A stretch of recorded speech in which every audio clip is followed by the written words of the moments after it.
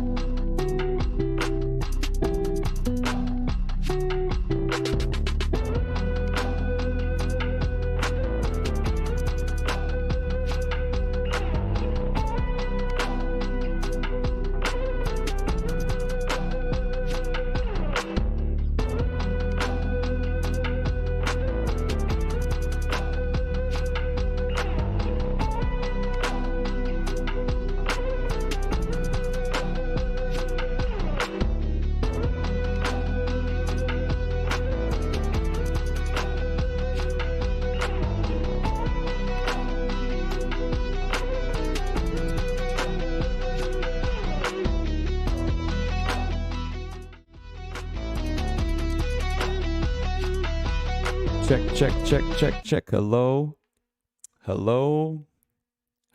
Testing 1, 2, 3. We are live. What up, everybody? It is Thursday. It's our first ever evening stream, our first ever evening recording of the podcast. Welcome in, everybody. It is currently Thursday, 7:15 p.m. I always give the date and time for context. July 13th, everybody. Welcome in. We're just going to jump right into it, okay? It's time. It's coming. It's been a long time coming. I've been saying that we're going to have a guest on the show, and here he is. Okay, it's the creator of all the music that you hear while on this stream or on the show, and he has also done a lot of adventures online, and we've had a lot of good conversations over months of us being friends, and I just wanted him to just talk to everybody because I feel like he's taught me a lot of things, but also sometimes he just has some good things to say. So please welcome in my friend, Chase Curtis. Round of applause, everybody. Golly, that introduction. What about it? What's wrong with it? I don't know. I feel like I'm in the first Spider-Man movie. Well, to be honest, how does it feel to be the first ever guest on JJ's live show? I feel pretty important. Yeah, you should. No, you're important to me, Chase. Like I said in the introduction, we've been good friends for a long time. Just a little bit of background about Chase and I. We met in high school. Welcome into the stream, everybody. Welcome in. I see you saying what's up, Mark. Welcome in. Me and Chase go friends way back to high school, and over the years we've connected, disconnected, connected, disconnected. But it's kind of always been the same. But what really brought us together lately was probably, wouldn't you say gaming, probably? I guess so, yeah. Okay, Chase, so give a little bit about... I know what it was. You finally leveled up and got a PC because I've been, a top tier gamer for so long. So yeah, gaming, or just, entering the superior race of gamers. Yeah, I would say that Chase is for PC gaming specifically, is a far superior gamer than myself. No, Mike, there's also Mark Tavares. Mike coming in hot on Twitch, and then Mark coming in hot on YouTube. So we got several. I don't have the chat alert box so everybody can see it up on the screen. Yeah, I just made this scene today. But no, so just give everybody just a little bit of background about yourself. You're from McKinney, the McKinney area, McKinney, Texas. You graduated what year? Go. 2013. Graduated 2013, and then were you still working out on the border at the time? Dang, was I? I think I was. Yeah, I think I worked there until I was 19. Yeah, till I was not. No, I actually switched jobs. I've pretty much done every job under the sun at this point. I went from on the border to a different restaurant to Nebraska Furniture Mart to life insurance to another life insurance job to a paper plate factory to back at a restaurant to self-employed. So you say That's how that went. So you're self-employed. Mike said, "Man, y'all are old." How old do you think we are, Mike? How old are you, Mike? I mean, No, ain't wrong.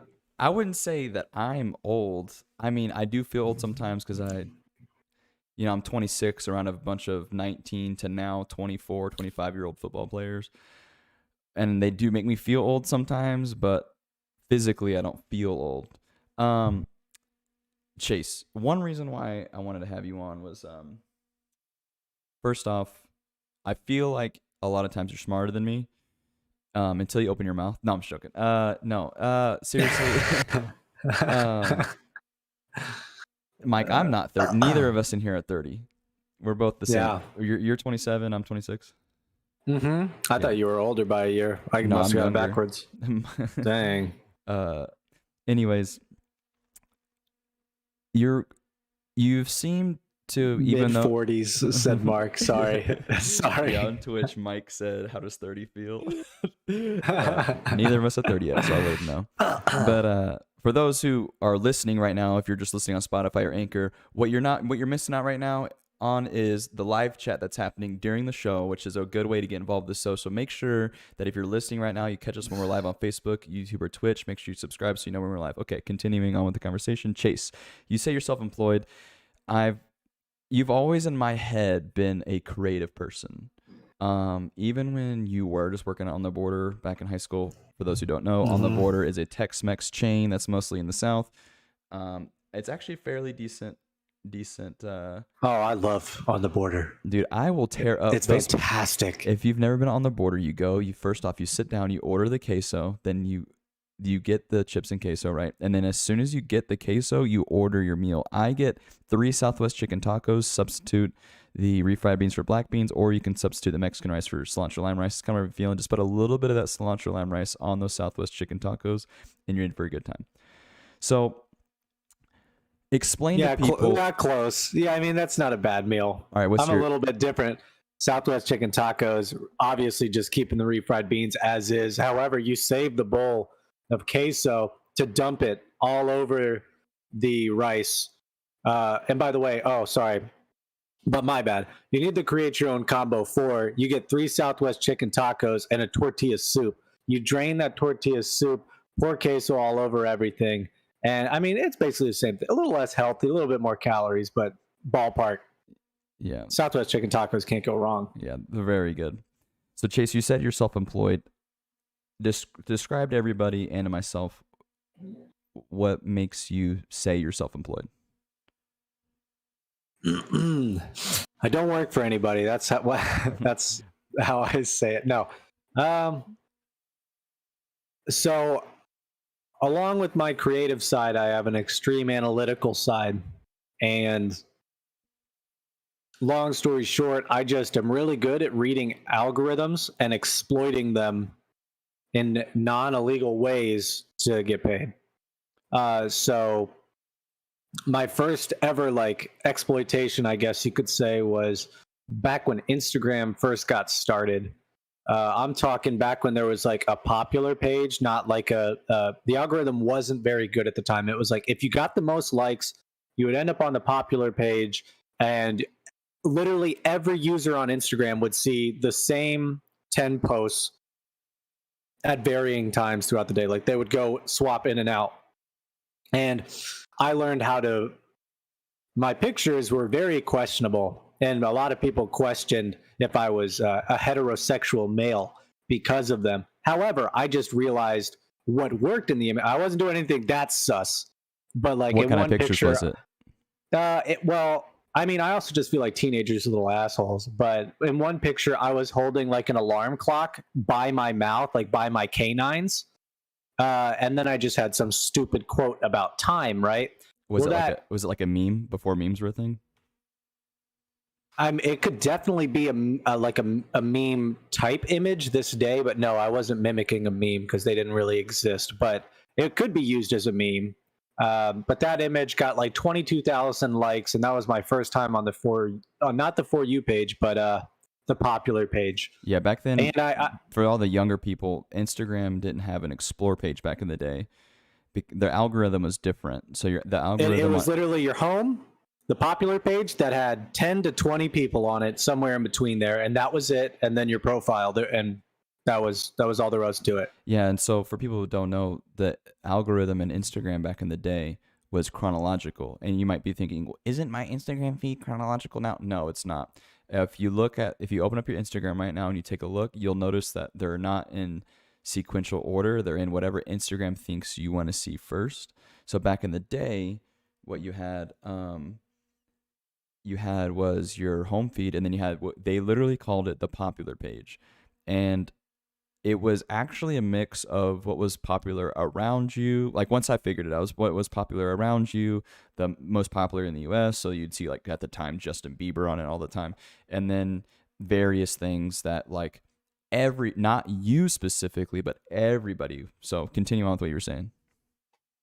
So I ended up getting on there many times, just taking normal pictures, but with like me doing something everyday people would do, but they would never put out there. And like, everybody's got their society mask, so nobody would let you peer behind that. I was Kanye West before Kanye West was Kanye West on Instagram. So I'm not Kanye West, but I was really testing the boundaries and kind of figuring out what the algorithm wanted. And it was super simple back then. Like you said, it was chronological. It was like, get the most likes. Doesn't matter if they're your friends or not, and you win. And I got my Instagram account. I was one of the top like 1,000 Instagram accounts in the world back when there were like 20-30 million people using the app. If I'm remembering the numbers right, it might be 2 million. But I was in the top 1,000 of people with the most followers. I had like 30,000 followers, which doesn't sound like a lot. Back then, it was either you were on the popular page or you weren't anywhere. And I ended up quitting that. Got made fun of too much. Didn't really have the fortitude or the willpower to keep going and just be like, everybody else, haters are going to hate. I hadn't really gone through that yet because I was very young. But from what I learned from that, and that kind of just rolled into everything else. I've always been the type of guy where it's not what pays me the most actively, but how can I get the most money in the next 5 years while sitting on my ass? And that's how I'm self-employed, just finding the best way for me to keep doing nothing while I get paid. I mean, that sounds like the dream to me, honestly. I remember we've talked about this on and off. You had a issue like most 19-year-olds, 20-year-olds have in America these days with credit card debt. And It might be a little personal to talk about. However, I feel like because everybody has this mindset, especially like my parents' generation, I feel like money was not talked about, right? Like it was rude to ask how much money someone made, which I still think there should be privacy with that. But on the flip side of that is nobody talks about when there's no money, right? Like I remember in 2008, I get pretty open about this. It's not really a new thing, but 2008, a lot of people got hit, and my family was one of them.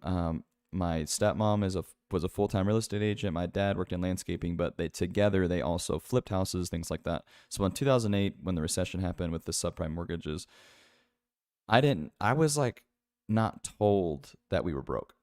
You know what I mean? And I mean, I picked up on it, that things were less good. And then over time, it kind of went away, and I've just had to piece it together later on, right? So right. I feel like there's not a lot of talk about when people go into debt or when they make stupid financial decisions or they attempt to make a good financial decision, but it ends up being a bad investment and it kind of puts them in the hole. So talk a little bit about my bad investments. Well, just like a little, maybe just like you maturing through, because like gotcha, you racked up some credit card debt, right? Yeah, nothing crazy. Like whenever I see those credit card commercials, it blows my mind where it's like, we were $143,000 in personal credit card debt, but thanks to Credit Saver, we only had to pay 14 grand. I'm like, holy mother, like, what were you guys doing? Right. Like, And it's different if it's business debt or something. You can just foreclose, or you not foreclose, but file for bankruptcy like good old Trump and do it a couple times over. Or like Ford, when he was trying to build his motor back in the day, went bankrupt twice, if I'm remembering correctly. Yeah. Oh, but it's just business debt. We can keep redoing it. yeah. So Anyways, real quick, Mike brings up a good sorry to interrupt, but Mike brings up no, you're fine. something good up in the Twitch chat. Mike in the Twitch chat says, "Man, I feel that hard. My dad is a loan officer, and their company got shut down by the government, and my mom was a stay-at-home mom. We almost lost everything. I think that was you're talking about the 2008 recession." Mike, Yeah. real quick, while Chase is talking, just briefly describe the vibe of the family of like, was your family open about it, or was it so unavoidable that you picked up on it and there's nothing they could do to hide it, or like just tell a little bit about it? Because for me, I lived in a place called Allen, Texas, so most people were pretty well off, and I feel like some people were hit harder than others. I definitely feel like my family is hit harder than others, and it was actually kind of difficult for me to go to a school, although I wasn't like going to a dirt poor school. It was a little difficult for me to be around other people that weren't struggling. You know what I'm saying? And because on my And that's mom, why we were such great friends, John. well, because my mom's side of the family, I mean, I'll talk about not having money. I mean, like, I definitely have, been in a trailer in the middle of summer of Texas with no AC. When I say a trailer, I mean a mobile home trailer from the 1960s, sitting out in Palmer, Texas, in 110-degree heat, 155% humidity, and there's no AC. And and then fast forward to Christmas, waking up to no Christmas presents, having to steal turkey and ham to make a dinner. You know what I mean? Like, I've been there. All right. But then I would go to school in Allen, which is not a same vibe, and everybody's doing at least fine. I couldn't even hide that I was, not having a sketchy weekend.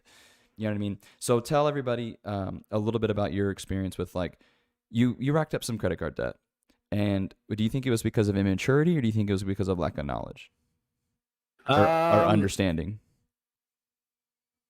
I would say it was a combination, but mostly shit. I don't know. I would say it's lack. Yeah, no, it's definitely a combo. It was just I would think that by spending money on certain things, it was gonna push me ahead, when in reality it was doing nothing for me. It was just like the feel good vibe definitely got me to work a little. It was just rewarding myself before I had done any work, which I still do today, but now I make sure that if I do something, I put in the work. Otherwise, I punish myself. It was just the other day And so you would do that with where credit I cards? actually punched myself in the face. Yeah, you did say that. Yeah, But and I didn't wreck myself. I didn't fight club it, but I definitely needed to punish myself for being such a dumbass. So you purchased stuff when you were younger with credit cards? I couldn't tell you what exactly. I got a car at a certain point because a good friend's dad said he was going to get me a steal of a deal. So I was like, I'm all for that. I need a new car.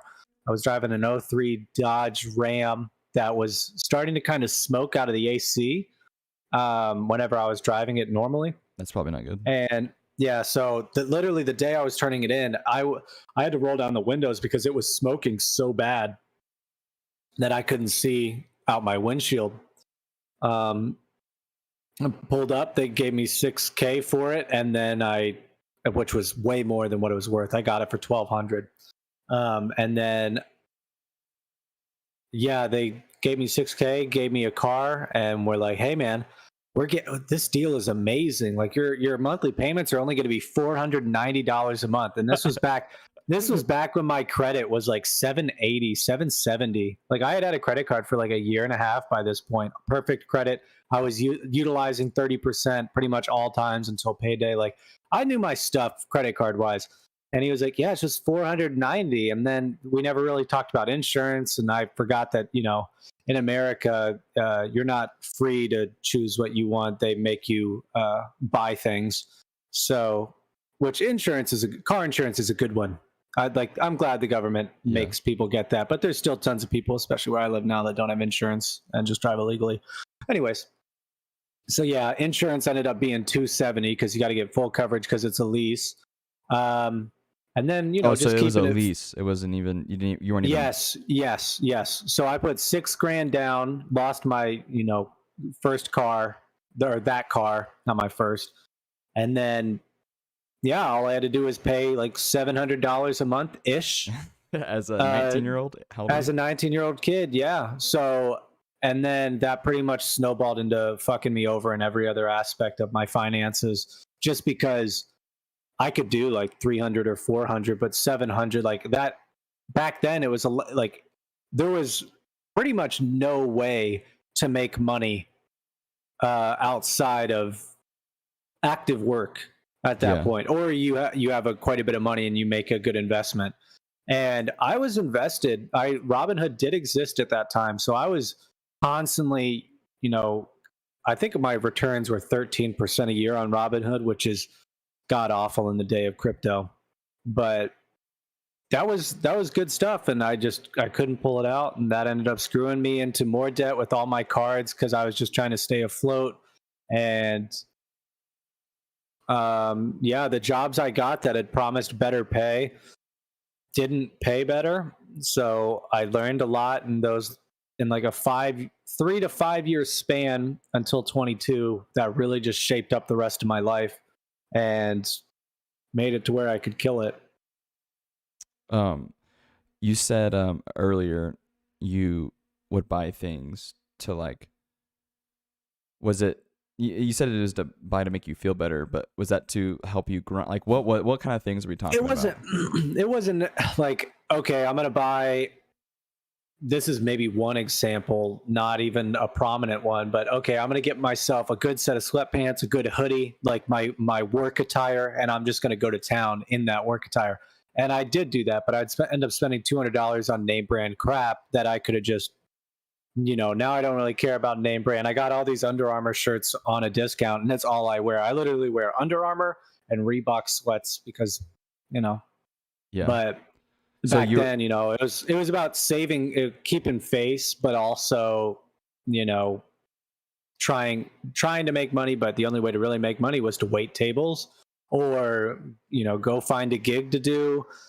Freelancing online wasn't really like massive at that point. Of course, e-commerce, like I dove deep into e-commerce, spent thousands from age 17 to 19 trying to get that to work. Probably spent a cumulative about 20,000 on just websites and ads and marketing. E-commerce is probably the biggest scam for an individual trying to break into the industry. It's like how everybody wants to start their own clothing brand at one point. It's just noob level material, and then that either ushers you into the world of actual income, or that's where you kind of go, oh, everything is a scam, all of it's BS. And when, I mean, the right ad presented to the right audience with the right deal will sell, but it takes a lot longer than even 2 years and a couple books. Yeah. Mike I don't run ads anymore. They're awful. Mike from Twitch responding about his what it was like for him in 2008. I didn't know until my parents had to pull me out of private school because we couldn't pay the tuition. It was kind of a shell shock. Woke me up. Mike said, woke me up quick. Started working at 16 full time, finishing high school online to lessen the burden. It was a lesson I needed to learn and probably help mold my appreciation for money. Mike, that's a pretty good. So like for people, my wife was in private school, and so I've had friends homeschooled. People who are in, I believe Mike is from Kentucky, if I do remember correctly. People who grow up in a private school and then all of a sudden they get yanked out. All of a sudden they're going from being around friends that they've had for probably a long time, and then all of a sudden, boom, online school and blah, blah, blah. Mike said, I like this dude. I just followed him. So would you follow him on make sure you follow Chase on Twitter at the real Chase Curtis. Everybody, there will be a link in the description below. But for people, Mike, thanks for sharing. For people who don't realize that, that's a really big transition for a lot of people, and that's why me and Chase will probably get into this later, but about all getting screwed by the system, and you were kind of just talking about it. Scams, right? It's not necessarily that e-commerce is a scam, although it kind of is. It's really meant for e-commerce. And this is just an example for other Streamlabs. What I used to stream with is a good example. I have to pay money for this product, right? In return, it helps me make better content and hopes to make myself money, right? However, most people won't even make enough streaming video games, maybe doing I'm probably one of the only people that stream. I'm probably the first person to stream a podcast strictly through Streamlabs OBS. Streamlabs OBS, give me a sponsorship. But to stream video games, most people who do it probably don't even make enough to cover the cost of Streamlabs OBS, right? You know what I'm getting at? Because it's like a yearly or a monthly subscription, and it's not really that much money. But it does add up to cost when you count like computers and other equipment and stuff like that. So I remember the first time I realized that you were kind of making real money. When I mean real money, I mean living off of, or making income that you could live off of that wasn't waiting tables. Right. Yeah. Let me just interrupt because I didn't slip up earlier. When I say e-commerce is a scam, I meant specifically drop shipping. Oh, drop e-commerce, shipping. Yeah. Through e-commerce, I've made like $500,000 in the last 3 years. So e-commerce, very legit. Describe drop shipping. Describe to everybody the difference. Just like a quick summary of both. Sure. Drop shipping is where you don't have any. It sounds great. You have zero overhead. The only thing you have to do is have a pretty website and a good call to action and run ads to it. And all of a sudden, people want to buy everything you have that's coming from China and takes 4 weeks to ship. When in reality, you could have the best ads in the world, but since you don't have that brand knowledge or you don't have enough ad spend to really target your audience properly, it just never plays out. So you end up making your website, spending the monthly on that, paying for all these plugins, making sure that you could do all these things without having any overhead. But instead of having like physical assets from it all, you end up coming out of the venture with absolutely nothing. Like all the money you put into those plugins, it goes away the moment your subscription's done. And you don't have any shirts, you don't have any toothbrushes, whatever you were trying to, coffee mugs, doesn't exist. And you're talking about drop shipping, correct? Yeah, drop shipping. And e-commerce. And e-commerce is just commerce online. Right. So when I realized that drop shipping was not a scam, but it's almost like multi-level marketing to where only like the top 1% or the top whatever handful percent actually make what everybody says they make. You know how I knew that it started to be like that was when I started seeing commercials for it. Just a word of advice for everybody: when you start seeing ads for yourself to make money, you're too late. Yep, you're too late. You're past the early adopter period, and that's what I always have to tell people. Sheeb, for example. I really knew the market was over with Sheeb, and I'm sorry if you guys are in on Sheeb. It's done. For people who don't know, he's talking about the crypto coin. Sheeb. Yes, Shiba Inu. Sorry, I guess I should clarify on these things. I just assume everybody knows. Curse of knowledge. Sheeb, it has tokenomics, which is just the economics of the coin, of the token, to go up like Doge, right? And it has the meme value of Doge. It's the second Doge, if you were to call it that. But the only reason why it blew up again was because Coinbase was spending millions of dollars on a Sheeb ad campaign. I was in Sheeb in March of 2021. It had one really good bump and I was looking for Dogecoin derivatives because Dogecoin was really blowing up. And I was like, I need to find Dogecoin 2.0 because that's where I'm going to make a really good amount of money. And it had its initial bump, and I was like, well, I don't think that's it for that. I think Dogecoin is going to really rise to fame, and I'm going to see my bags get pumped with cash.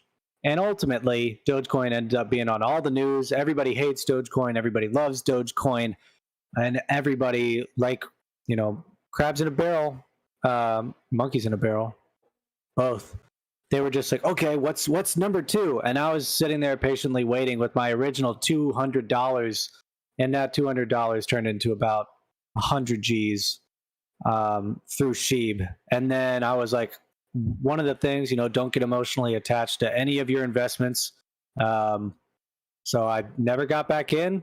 They had that next pump, which was crazy. I would have walked away really, really fat from that.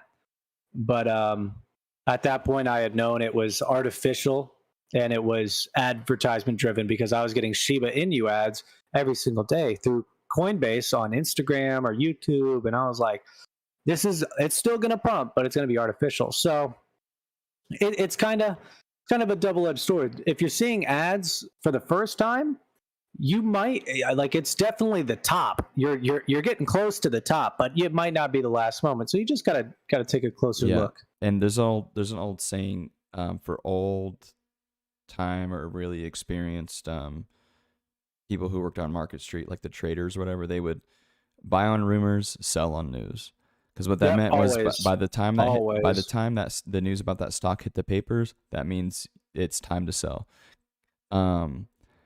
Mike had a question. He said he wants to know what you did to make that much in 3 years on e-commerce. Gotcha. So in the beginning, at age 22, I decided to get serious and really put in work for no pay. Like how every major influencer today will be like, you gotta grind for pennies. You gotta grind for the dollar. And I was just like, well, how about I go master an algorithm like I know best, and I just exploit the hell out of it. So I found Pinterest, right? Mostly dominated by soccer moms and women trying to find what to wear, what haircut to get. I mean, I think it's got a 70% female market share, and the men that are on it are most likely just looking at like cool gaming pictures or sometimes clothes. But anyways, I was like, okay, I'm gonna learn this. So I figured out the algorithm, figured out what I needed to do to be successful. Sadly, at this point, it has now changed, so it's not viable anymore. But I grinded, and I created a website, and I shared it to Pinterest every single day, many times a day for over a year. And I finally saw my earnings go from, a nickel a day, literally a nickel or a dime, jump up to like $5. And I was like, well, shit, all it takes is $1. If you can make $1 doing something, all you have to do is optimize it. And if it can't be optimized, try to figure out something else. Like if $1 is your cap. But I was like, I can definitely do more on this. And over the course of 3 months, I went from no, that's a lie. I think over the course of the next year, so 22 to 23, that's what I did. 23 to 24. Age-wise. Yes, age-wise. I saw my earnings go from the first dollar to about 6 months in, my first $200 month. And then by the time a year had passed, I had my first $10,000 month. And I was like, well, a $10,000 still doesn't seem like the top for me. I want to push for more. And in doing so, Pinterest was moving towards having their initial public offering, their IPO on the stock market, on the stock exchange, on one of them. So they were kind of shaping things up, cutting back on like spam, so to speak. And they perceived me to be spam. And I just kept on saying, hey, I'm not spam. Always talk to the same support guy. His name was Frodo.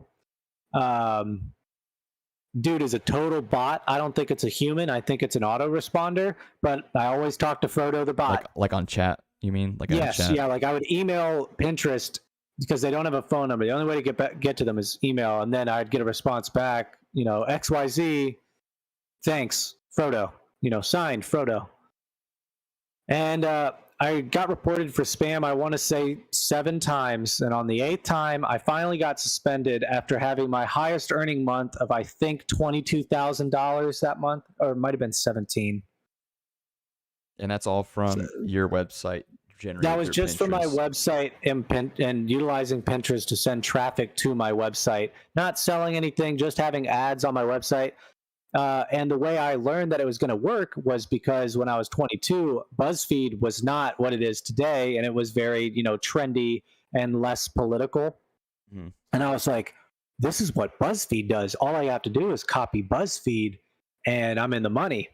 So that's what I did, and it paid off. The only difference is BuzzFeed was given, under the table handies to Pinterest, and I wasn't. So they were like, "You get the boot. BuzzFeed's here to stay." And I never even spoke to a real person after that. It was always just Frodo cock blocking me from any actual support. So, and then that was my first big rise and fall, as on my hero's journey, and that hurt like a bitch. Yeah, so I think it's important to point out.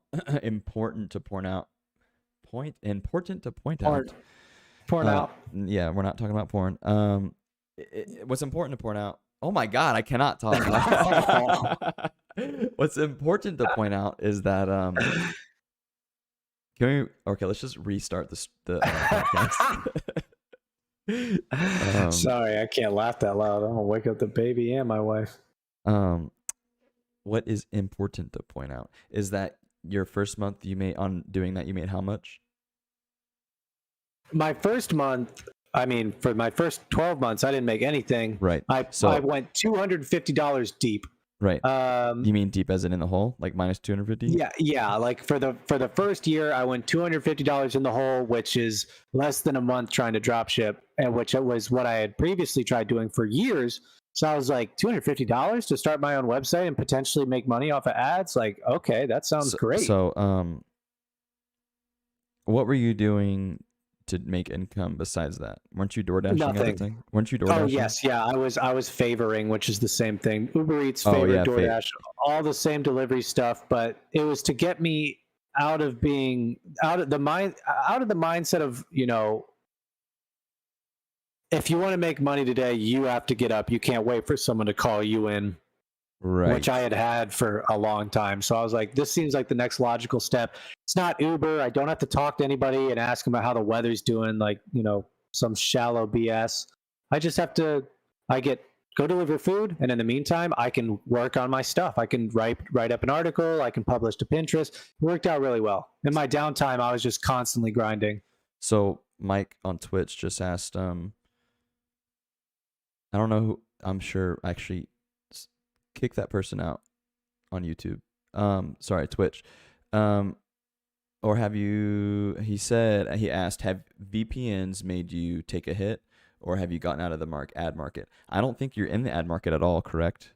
You don't do this anymore? No, I am. My website's still up. I still pay my yearly fee, and I think that website went from, earning $10K plus to, I'd say in between now $100 and $300, which is still a bill or two. And I still only have to go $250 deep a year. So right. If you don't touch it. Yeah, if that ever ends up not being profit, I do not touch it. I touch it once every 3 months, maybe, just to check it out. Like the last time I looked at it, I had an article submission page on my website because I was trying to get more free content. Like, hey, write for me. If it's good, I'll publish it. Thanks for the free content, more ads to run. Worked out really well. And it is, those people did get a benefit out of it because my site had a lot of authority. Like if you go Google cheap health, I still might be the first result. Yeah. He was asking, do VPNs make you take a hit? Yeah, I'm rolling right into that. Oh, sorry. So yeah, you're good. So my website had authority. I was getting all this content, and I still have all that content, which is why I stay away from it, because I don't want that responsibility of having to respond to people. And now, when it comes to VPNs, no, not really, because Google always knows where you're at, regardless of the VPN, I feel like. So if anything, I've seen my ad rates improve. Not sure if that's because the people are using VPN Here, let me rephrase. It could be because the people that aren't using VPNs, now I get paid more per their view. That's a possibility. Well, you get paid per view, and the ads they're not customized ads. They're No, they are. for the viewer or for the user. Yeah. Oh, they are. So Yeah. it's like an algorithm based ad. Oh, okay. Yeah, just like it's the same ad you'd get on Instagram or Facebook or anywhere else is going to appear on my website. So it's all the same thing. So real quick, talking about, we mentioned passive income. So for you, that's passive income, correct? You never touch it. See, on my last episode or 2 episodes ago, I talked about the difference between real passive income, active income, and what I call a side hustle. In reality, the definition of passive income is, we looked up the definition. Let me Google the definition real quick so I can get the exact definition of passive income. Passive income. Okay, so the definition of passive income is income from an activity. Okay, so here's the Wikipedia. Passive income is an income that requires minimal labor to earn and maintain. It is called progressive passive income when the earlier expends little grow, blah, blah, blah, blah. Okay, so there's only, I break this down even further, and passive income to me, because I feel like there needs to add a category to this, especially in this day and age. Passive income to me is something that you do once and you rarely have to touch it again. So for a while, your website wasn't passive income because you were tending to it every day like a full-time job. So at the time, it was active income, but now you literally touch it once a year. So for me, even though it's only $200, $300 a month, that's still passive income.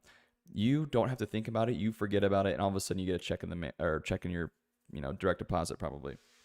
So for everybody listening, and Chase, you can disagree with me if you want, but to me, I put passive income as something I never touch, right? So for me, it's crypto mining. I touch it once, maybe a month, if even. I just check the monitor, make sure it's still running smooth, maybe dust it off, and that's it.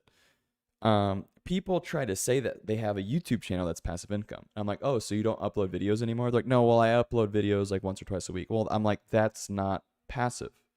That is, in my opinion, I would put that as side hustle. Now, you could have several side hustles, and that is your main job. However, you're maybe not doing full-time level work. Some people do on YouTube, make 7 hours a day, 8 hours a day, 40 hours a week to make and manage YouTube content. Because for those who don't know, when you create content online, no matter whether it's Facebook, whether it's Instagram, whether it's YouTube or gaming, streaming, whatever, there is a management of content that has to happen in a lot of different ways. There's a lot of different ways it looks like, whether it's you're sharing it to people, or maybe making playlists, or going back and editing previous videos, restructuring pages, maybe cross posting things, whatever. It doesn't matter. It's not like you make a video like, when this is done, I gotta record an intro. I gotta put it together. I gotta add the segments together. I have a sponsored ad clip. I put the sponsored ad clip in an Anchor, and then Anchor does help me out by spreading the word, or spreading to Spotify and to whatever things. But it's still not. It's still not like I just click and forget, right? However, if I don't record another single episode, and this episode goes viral, and I make thousands of dollars a month off of this episode, then that will become passive income. But for now, this is a side hustle, right? And then you have your active, what's the other word? We have passive income, and then you have your active income, right? Is that the other one? I just had a brain fart. So active income is your 9 to 5. That's your main job. And that is for most people, that is the only work they do. You are not going to make it keep in mind, I don't have a job. I don't have a real job right now. However, I have multiple side hustles and some passive income. Another form of passive income would be you put a giant chunk of money into a stock market or into a crypto, and that gives you your yearly returns or monthly returns, whether they're compounding or not. However, most people, an average person, doesn't have enough capital to invest in the stock market or crypto in order to get a sustainable or knowledge to get a sustainable passive income.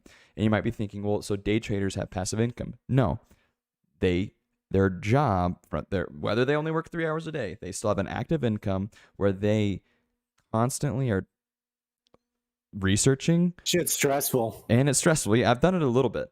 And there's more hours that go into being successful at it, day trading or options trading, than it's just the active part of trading. You might not be getting paid hourly. You might be doing quote unquote off hours work. But at the end of the day, that is active income. So there are very few streams, in my opinion, Chase, you can disagree with me if you want, of what I identify as passive income. Passive income, like I said, you literally don't touch it. And for your website, you don't touch it. So that's passive income. And then you mine crypto, correct? You have a mining rig now? So, correct? Or incorrect? Are you talking to me? Yeah. Oh, yes. Yeah, so you mine crypto, so that's passive. But your content creating... I wasn't sure if you were talking to chat. Sorry about that. I was no. Chat... Are you asking me, the guy that told you to get a mining rig, if I have a mining rig? I was no. I don't think he is. Sorry. Well, I technically had a mining rig before you. A dedicated rig. What do you mean? Because you were mining before me? On a rig. Oh, I see what you're saying. I gotcha. Yes. Yeah, no, I have an actual rig, like frame. Yeah. So, Mike, and Twitch, I feel like unless you have a few $1,000s and had a head on your shoulders, you're begging to lose money on crypto. Okay, so Mike, you obviously came to the right guy. You came to the right place. So, Mike, you didn't listen to my episode a couple weeks ago when I was testing out. It actually was recording via my webcam mic. That's why I said you can listen if you want, but the audio quality is terrible. But go listen to my podcast from a few episodes ago. I think it's called like test episode or something like that, because it was my first episode in the studio that I made. By the way, I will be releasing pictures about what the studio looks like, because I feel like this is like a huge upgrade for me, just having a dedicated room to do this. And I also work in here too. Mike, so I'm going to reiterate your comment. It says, I feel like unless you have a few $1,000s and a head on your shoulders, you're begging to lose money in crypto. Should I rip apart his comment first, or do you want to go first? Okay, Chase. Okay, real quick. What is like the most basic and I think I already know the answer. What is the most basic crypto that people invest in, do you think? Anything on Coinbase. Anything on Coinbase, right? What do you think the average return a year is on anything on Coinbase? If you get it the day it goes on Coinbase. Well, I'm just talking about, maybe let's just break it down to three. Bitcoin, Litecoin, and Ethereum. On the main ones? Yeah. They're already pretty tapped out. Right, but you're still going to see gains, brother. Like, I believe the average gain on most Coinbase stuff was like 700%. Yeah, so, but yearly, let's talk about Unless yearly gains. Unless you chose really wrong. Yeah, let's talk 700% APY on the yearly gains, right, except for Bitcoin. I don't know what Bitcoin does. Well, it depends on when you buy. So sure. Let's just talk about the three main ones: Bitcoin, Ethereum, and Litecoin. Those aren't the three most popular. There are three of the but Bitcoin's the most popular. Ethereum is, I think, last time I checked, number 3, and Litecoin's number 11. Although, don't sleep on Litecoin. I've made significant amount of % returns on Litecoin. What is it? But what is it? So Litecoin, they call it. What does it do? What does it do? Okay, so Litecoin. First off, it was the first ever sports sponsor. It was the first ever sports sponsored cryptocurrency. It was actually it was a sponsor for the UFC, and they had their logo on the mat. I believe I think they did it for a couple of fights. I don't know if they still do it, but so Litecoin is called the Bitcoin Silver. But the thing is about Bitcoin is Bitcoin's transactions are significantly slower. One of the reasons is made back in 2011 or whatever, so the internet was significantly slower and different, so they never really thought the need to make Bitcoin itself faster. So when everybody talks about Bitcoin being used as a daily transaction fiat currency, I've been telling people, no, it's never going to happen. And neither do we have the infrastructure for it, and we never will for Bitcoin. However, Litecoin was the first reasonable cryptocurrency that you could have used, and we could still to this day use for daily transactions. The reason why is a transaction for Bitcoin can take up to 30 minutes, sometimes longer, depends on a variety of factors, but it will never take less than 10. It'll never take less than 10 minutes no matter what. But a transaction with Litecoin will take all about an average of like I think 11 seconds, which is pretty quick. If you're in the middle, And so you're telling me you've bought Litecoin and you've used Litecoin's transactions I have used or Litecoin transactions, but I mostly to do what? online gambling. Oh, gotcha. Okay, So that's reasonable. so I'll give you that. but I'm not a Litecoin, Litecoin guy, by the way. I'm not. So I'm just breaking this down. I'm just addressing what Mike said earlier about your begging to lose money. Well, let's get back on topic a little bit. Yeah, I'm gonna talk about basic. No, thank you for telling me about it, because I was like, I haven't done any research on Litecoin. To me, Litecoin is not Bitcoin Silver. To me, Litecoin is Bitcoin's Dookie. So but I know you made money off of it, which you can make money off of anything these days. So right. So, but the thing is that let's just talk about basic buying as you would stocks. So you buy it and you just hold it for the year, or maybe you buy it a little bit monthly or whatever. So if you were to buy crypto every single month, and let's compare it to the S&P or whatever for stocks, and I talked about this on my episode a few like last week or whatever. Everybody uses the basic for how well you do in the stock market off of the S&P. If on a good year, the S&P brings in between 18 to 24% on average a year. So if you can beat that, everybody says you're doing great. Even if you get 26% returns on a year, everybody says you're doing fantastic. That doesn't usually happen. So the thing is with crypto, Mike, if you stick to super basic, you don't get too crazy, and you follow the script as you would stocks, your percent returns for most years is about double. Okay, and these are very stable coins. On the simple stuff is what you're saying. Yeah, like when I'm saying, breaking it down, we're not going to get too deep into crypto on this. Right. I mean, SHIB went up 9 million% in the last year. So just think about that. I mean, SHIB was definitely a diamond in the rough. You had to be there to know it was coming, but 9 million% versus the S&P's 20. Mike is clarifying his comment. He said, "Yeah, that's not what I meant. That's not what I mean. What I meant was, unless someone understands crypto and where to put their money, a lot of people get caught up in the late majority and laggards and will not be successful or nearly successful as early adopters." I think he means on like the altcoin. So what I was saying earlier still holds true. If you get to the point to where of anything, drop shipping, crypto, stocks, or whatever, if it's in the news, if you're seeing ads about it, you're most likely too late. However, I have gotten lucky a couple of times to where I hear about it from someone and it's almost on the news, or maybe I find it on social media first before it like gains.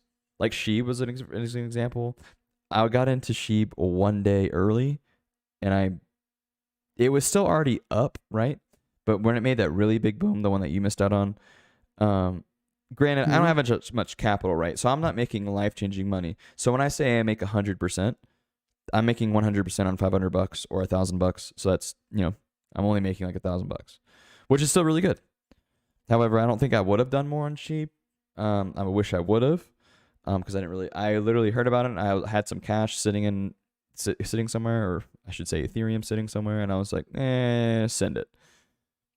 So Mike, thanks for clarifying. He's saying, knowing where to put a lot of your money, you get caught up. So my thing is I've taken most of my money, not for my retirement, not my long stuff, but my medium-term investments where I'm a little bit more risky with, to hope for maximum amount of gains. Now I have taken out of completely the stock market. I only have a few shares of something that I'm so far in the hole in that it's not even worth me selling.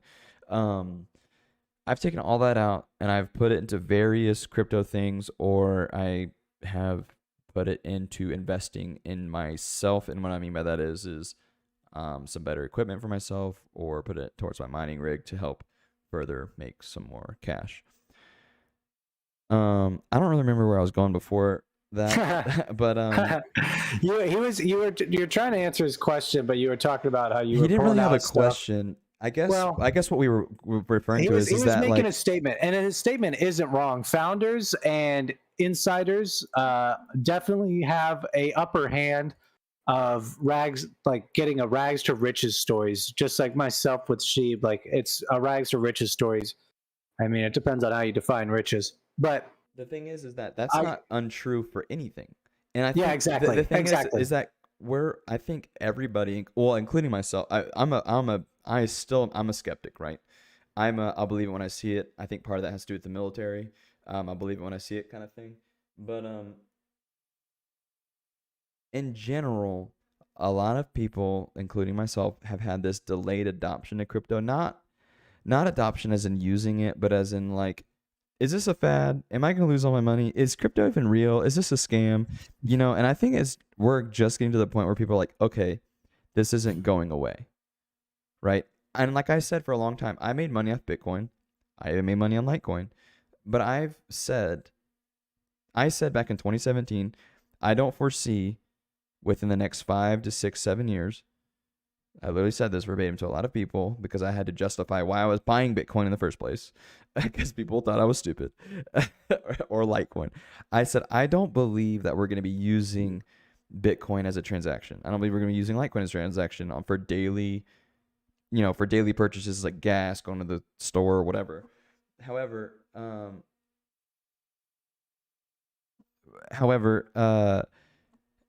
I do believe in the technology behind it.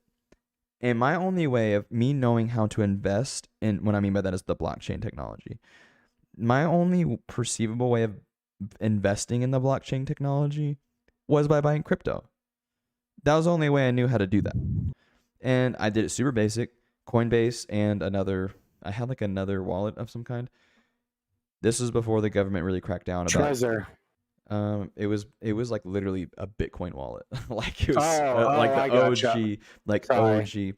So this was before the government really pushed on people paying taxes on income gains through, capital gains through crypto. So, but I was investing in crypto as a way to invest in the blockchain because it's the only way I knew how. But you, on the other hand, and I was doing like the ones that everybody knows about. But you, on the other hand, were doing, Still I am. and still are, ones that nobody knows about.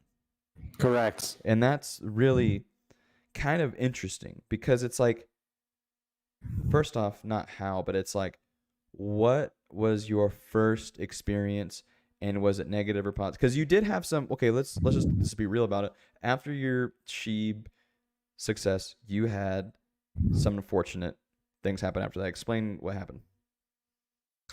She was a huge success. I'm trying to remember if that was my first time into shitcoins, and I think it was. What's up, Asher? Like, Welcome I've in. always participated in altcoins, but I had never bought one that just had like nothing going for it. Worth I worth like 0.00001 cent or whatever. Like, yeah. Like, the only thing it had going for it was that, somebody would see it and be like, "Oh, small number, go bigger," and then you get paid for it. So I was basically just like, hopefully people go small number, go bigger, and they did. And I cashed out. And then from there, I was like, okay, well, everybody who missed out on Sheeb is now going to want to go to the next Dogecoin. And I kind of jumped into a whole bunch of them at that point. There was a prominent account on Twitter. It was called the Doge Pound or the Dog Pound. I don't know if he's still that today, but I was kind of just doing what he was doing without knowing who he was until after the fact. But I was very selective over where I put my money. So, and I was also selective on how I pulled out. I ended up getting rug pulled, and that means where you invest in something and they take all your money and run. Essentially, they pull the rug out from underneath you. I scams. invested probably, yeah. So out of that 100, I put I would say about 25 G's into rug pulls. I also made very good bets with Floki and shit. There were just so many. I couldn't even name them all. Floki's the only one coming to my head. There were two other ones that were pretty good. Kishu? Yeah, Kishu was one. And then some other one. And I did well with those. And I could have come out a multi-millionaire off of that alone. Like, if that's from that $200, if I had nothing, and at that time, like, if I had only had that $200, I could have become a multimillionaire if I was willing to risk it all for the biscuit. But I was kind of just like, I made good money. Let me just focus on making decent gains. So lost 25. I'm paying a shitload of transaction fees because it's the Ethereum and it's popping off. It's a shitcoin market. Last year I paid about 25 grand in fees. So there goes 50 grand of that hundro. And then I made a whole bunch of good investments. My best one turned into $2,000 into I think $417,000 in the matter of 8 hours. And I was like, okay, before I do anything irrational, I'm going to go to sleep and I'm going to wake up in 4 hours and I'm going to sell at that point. If it's higher, great. If it's lower, great. I really underestimated the volatility of the market at that point, and I feel like I should have known that deep in, learning experience. But pretty much before I get to the finale, everything in crypto has a half-life if it's a knockoff. If it has no use case, if it has no utility except the fact that it's something, it gets the first day, one will be successful for 72 hours. The next one's successful for 36. The next one's successful for 18, lesser and lesser and lesser. And by that point, we are at the coins are going to last 8 to 12 hours and they're going to die. And I watched it do great in 8 hours. 4 hours later, 12 hours was the end point. It went down from that 2K, turned into 20K. Still a huge win, still a 10 times. But I missed out on a potential 200 times, which would have been nice. But yeah. So Mike, coming in hot with the good comments, he said, I can tell Chase is an innovator, first on the scene type of guy. Dating back, thinking about it in high school, do you think you're always that way, always like an innovator? Or Yeah, growing up, I do remember you always being somewhat creative. I don't recall you ever being. I'm not an innovator as in I'm the one creating shit, but I will be the first one to adopt it. Kind of like, I mean, if you consider Gary Vee an innovator, then I guess you could call me an innovator. Like, I'm not really the guy working, but I'll give you some dollar bills so you can work on it. But I feel like that's just more of an angel investor than a innovator. But Yeah, I guess they're kind of the same thing. So would you say that sorry, I have something on my screen. Let me take this off because it's a little distracting. The key point that I wanted to bring out of this conversation was that where did you go to college, Chase? Colin. For how many days? Days? I went for 1 semester. Okay, so 1 semester. Did you do anything particularly special in high school? Math. Special? You were special ed, or you did something special? No, I was good at math. I tested out of college. Yeah, but that's but the you most weren't special thing I did. I was really good at track. I don't know. Yeah, but you weren't. What I'm getting at is like you weren't like some prodigy. No. Right. I'm just an autistic dude. Yeah. So. And I whenever I see everybody else doing something, I really don't want to do it. Yeah. I either want to be right there and or I don't want to be anywhere near it. So like, what I was kind of getting at was that like, you just worked hard. Sometimes it was misdirected. Sometimes we talked about how we did talk about this the other day. You would, be working on the border and you would have an idea, write it down, and then do nothing. But it wasn't that you weren't doing anything. You were just maybe, I call it spinning your wheels. Yeah. And sometimes it takes someone to just get a little traction, right? For me, I have this weird thing where like people think I'm like disciplined, and I guess I am more disciplined than an average person, but I don't picture I don't look at myself as being disciplined. People tell me I'm disciplined, so like I just accept it. And people are like, well, it's because you were in the Marine Corps. I'm like, to be honest, the transition for me to the Marine Corps wasn't all that difficult. Did it suck? Yeah, but I didn't have a trouble waking up early or like staying disciplined, or when I was doing stuff to train for combat, like I didn't struggle staying awake and staying on post and being detail oriented. Like that didn't really. I was good at stuff in the military because I was already disciplined. However, for someone like you or someone like I get more obsessed. Like for football, like I'm obsessed with being the best athlete I can be. I don't think and the discipline kind of comes from it, right? For me. Yeah. So for sure. you, you had a drive. You were in first, you were banging gears, but you were like, I was obsessed with the wrong things. We're the same way. Yeah, you were In that way. I just get obsessed for the longest time over things, over ideas, and not so much getting paid. right. And then you can find a happy medium of ideas and getting paid when you actually have cash. But you did grind. Like, I do remember we both actually worked at different on the borders at the same time. Like, I waited tables and did whatever, you waited tables or did whatever. And I do remember you also working hard, but then also having, then fast forward, like looking back, you did have a drive. You just didn't have any traction, go in the right direction. Yeah, I for feel sure. like It was all just bad, like decent cards, just playing bad hands. right. And so I feel that over the years, I have realized there's kind of two different people. There's people who grind and work hard, and then there's people that don't, right? And within those categories, there are some people that don't grind or don't work hard, and they land a cush job that's easy, and they make decent money and do fine, but they never do anything great. And then you have people who drive and work hard, and then they just haven't found that traction yet. You're almost like a truck on wet grass spinning with no traction, and then but when you do get that traction, you're going. And sometimes it might be the wrong way, but in my opinion, I feel like, and especially me with football, right? I'm just using football as an example. Like, I play football.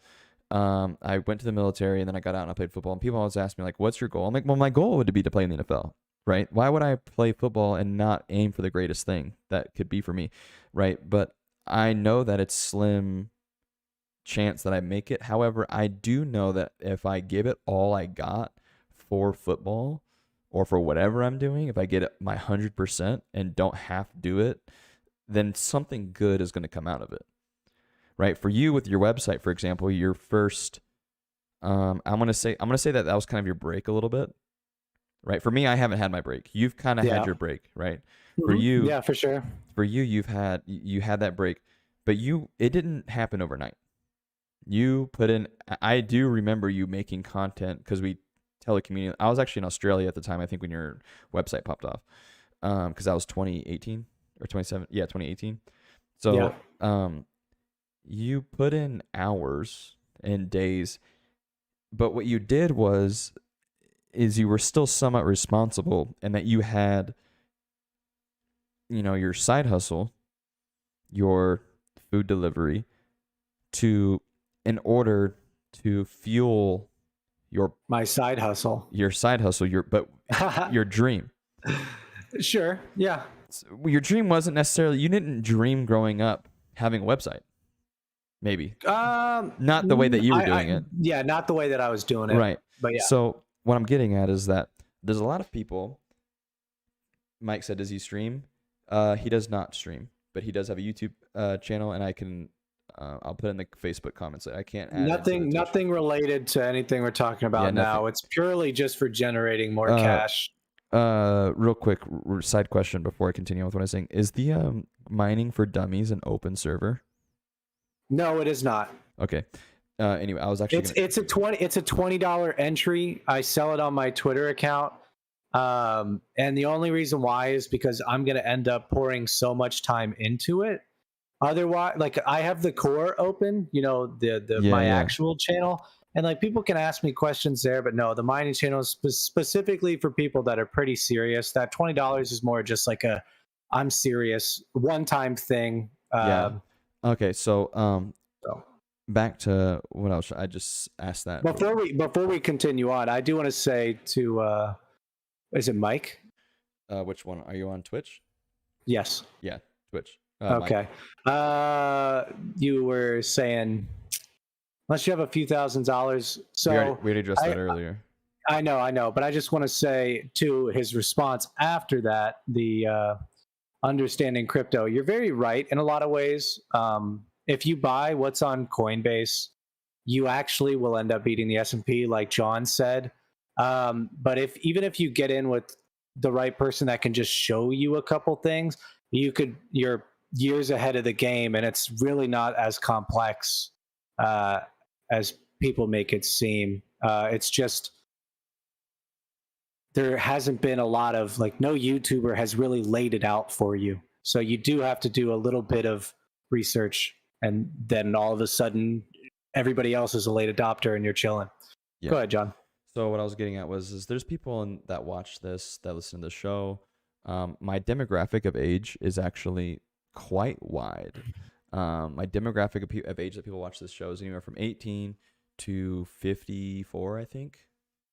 That's like my main demographic. If you're an outlier in that, I'm not calling you old. I'm just saying that's my main demographic of people. They're like 9. I'm not old. But I don't think anybody under 18 is listening to this. If you are, good job. Make sure you tell your friends. But there are people that are listening to this right now, and they're thinking, "Man, what's my big break?" Or they're thinking, "I can never do that because I have this job, and without this job, I can't pay the bills." That's the thing, is that no one. Well, I wouldn't say no one. My advice is to use whatever you're doing now to fuel your dream, or to fuel whatever could be your break, right? You might have a bad investment, but it only takes one. And whether it's investment of your time, whether it's investment of your money, I believe time is money. It's equal. Like right now, I don't invest a lot of money to play football, but I damn sure invest a lot of time. Just to give you an idea of what our schedule like is in the off season, we have morning workouts from 6 a.m. to about 8. And then we have mandatory study hall that's starting up Sunday through Thursday from 5 p.m. to 6 p.m. And then spring practices will be at 2 p.m. when that starts up in February. So that's just the off season. My season during the fall, or my time schedule during the fall, is way more time extensive than that. It's 7 days a week. And I don't invest a lot of money, but I invest a lot of time, and therefore I can't make more money, right? But I'm, in a way, having sweat equity into my future. And a lot of people have that. Chase was putting in sweat equity into his website. And money. And a little bit of money, but not like, you were putting money, but you're I was running Pinterest ads on the side just to test. Yeah, just to test. So like it took. I mean, I only spent like two grand, but that was, over the year. $2,000 is pretty quite a bit to cop out on a side hustle, especially when well as your time. Especially when you're 22, 23 years old. Yeah. And how old are you now? 23, 27. Yeah, so that was 4 years ago. Yeah. So I'm just kind of saying all this to encourage some people that, if you're listening to this, and it's encouraging to me too, because I for sure have not made it. I have never, dude. Most of my money comes from the government because of my military benefits. But I'm using what I can to fuel side hustles, and some of them have been not great. Some of them have been good, but let me tell you, it just takes one. Now, the past 8 months of the stock market, not 8 months, there was like a 3-month gap in the stock market where I did get a little bit screwed, but I have since rebounded. Yeah, it just takes one time. It takes one thing. And the thing is that even if you turn a side hustle to the point where you can not work at the job you hate anymore and do what you genuinely like to make a living, to me, you've made it. Right? If you can pay the bills, if you can be happy, if you can be financially, I'm going to say stable and a little bit free, because not everybody, it's just a fact. Not everybody can be Jeff Bezos. Not everybody can be rich. It's impossible. It doesn't work that way.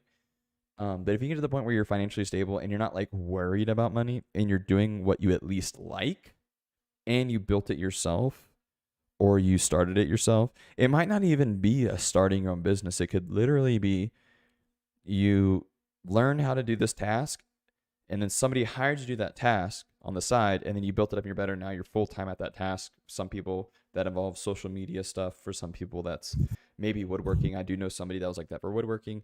He literally he never went to school. He learned from his dad or something about how to be a craftsman. He started building wood furnitures, and some people would buy it from him, and then one day somebody offered him a job, and he did that, quit everything, and he just loves doing it, right? So I hope everybody listening to this got something out of it, or at least it was entertaining. Chase, anything you want to say in closing?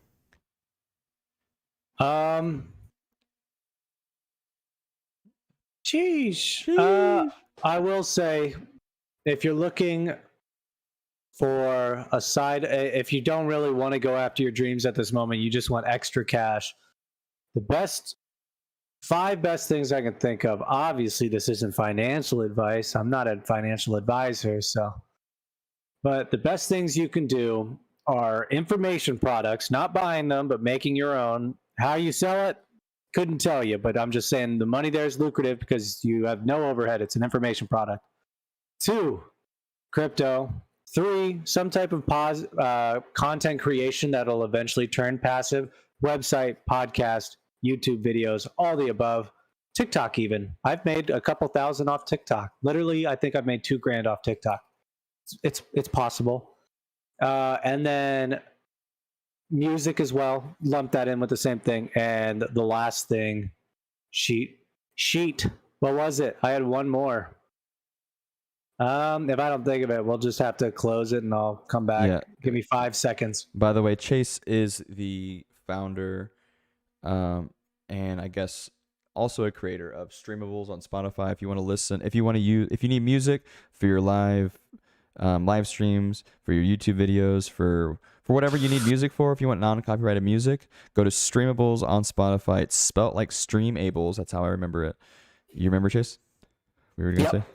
What? Yep, I remember. Reselling. Get hard into reselling. If you want physical assets that you're just flipping for profit, it's also called flipping. It's also called price gouging, and it's probably one of the most lucrative and easy ins you can have. Selling on Amazon, selling on eBay, just finding someone selling it cheap and selling it for more. And then inside that, the most lucrative industries generally tend to be health and technology. So just a pro tip, like reselling, that's where my first break was, because through reselling, I mean, even with my Halo cans, John, I made $7,000 in 1 month. Off of reselling Rockstar Halo cans. Yeah, the Rockstar Halo cans, the little tab. I might have one around here. I do not, or do I? I do not. Oh, I do. So show it to the camera. Yeah, I'm doing that. Camera's blurry. This is the tab that goes on the top of a Rockstar. You can't see it behind me because I have the blur on for a reason. This is all just Rockstar energy cans that I've yet to resell on Facebook Marketplace without the tab. I've made like $200 doing that. People like to drink Rockstar. Anyways, it comes with a code on it, which you can kind of see. It's that silver thing right there. And Rockstars costed $1.29, and I was flipping them for $6 for a code. So I'd go to the store, buy 40 Rockstars, sell that 40 Rockstars for $6 for each Rockstar, and there you go. For everybody who doesn't know, the code is for content on Halo. Yes, Halo, a custom skin. And this wasn't my first time. I did this with Call of Duty Totinos. I did this with Gears of War 5, Gears of War 4. Every single time it happens, I'm like, yes, I get to like not just sit around and make money. Now I get to go do something. Like, hell yeah, I get to leave the house. I mean, I do leave the house, but it's fun to make active money when you're as passive as I am. Yeah. Ladies and gentlemen, give it up for Chase Curtis. Oh, thank you. I'll see you soon. All of you. All right, everybody. Thanks for tuning in. If you like what you hear, let me turn it down just a little bit so loud. If you like what you're hearing on the track, that is Streamables by who you were just listening to. That was Chase Curtis. This is made by his music. He has this completely free for anybody to use. Use it on your live streams, use it on your YouTube videos, whatever. If you're making content, you need some copyright-free music, go to Streamables on Spotify, figure out how to put in your video, and make it happen. All right, guys. Thanks for listening. And if you're listening right now, that means you missed us when we were live. That's okay. Just hit up Facebook, YouTube, or Twitch. Type in JJ's Live Show on all 3 platforms. You might be asking, John, how did you manage to secure the name JJ's Live Show on all 3 platforms? And I'm going to tell you, it's because this is going to be the best podcast on all 3 platforms. So they already knew and they gave me the name. All right. So make sure you follow, subscribe, know when we go live. You can interact in the chat. Mike, thanks for jumping in the chat. Marcos, thanks for jumping in the chat. And I believe Asher, thanks for jumping in the chat. I appreciate you guys. And if I miss you, I'm sorry. We've got a new followers on Facebook, YouTube, and Twitch. Everybody, thanks for the new followers. Until next time, peace. Go Buffs.